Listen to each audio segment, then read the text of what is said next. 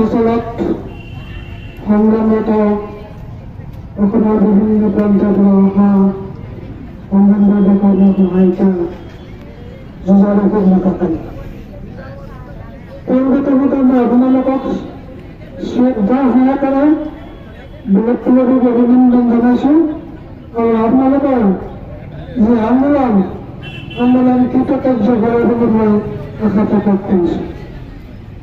মই দৰং জিলাৰ পৰা আহিছোঁ। ৰাজনৈতিক কথা ক'ব বাধা দিছে, মই ৰাজনৈতিক কথা নকওঁ।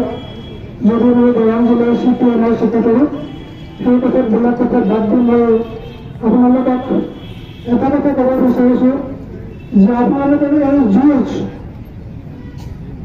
জীয়াই থকাৰ যুঁজ, পেটৰ যুঁজ, মানুহ হিচাপে জীয়াই থকাৰ যুঁজ, এই যুঁজখন জীয়াই নহব লাগিলে এই যুঁজখন আটাইতকৈ ডাঙৰ যুঁজ।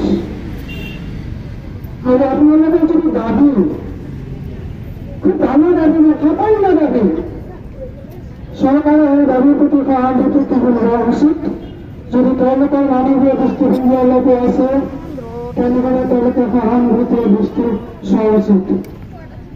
আপোনালোকে আজি 6,500 পায়, 3,500 টকা পায়, এই সংগ্ৰামৰ পিছতে কিনি আছে। এতিয়া মানুহে বৃদ্ধিৰ কাৰণে দাবী কৰিছে, এই যুক্তিসংগত হয় নে নহয়?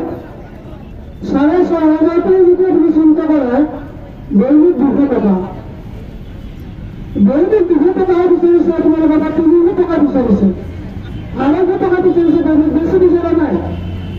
দৈনিক 300 টকা হ'লে আপোনালোকৰ মাহতে হ'ব 9,000 টকা। গতিকে এই দৈনিক হাজিৰা 500 টকা তলত হাজিৰা নাপায়। কোনো হাজিৰা কাম নকৰে 500 টকা দিলে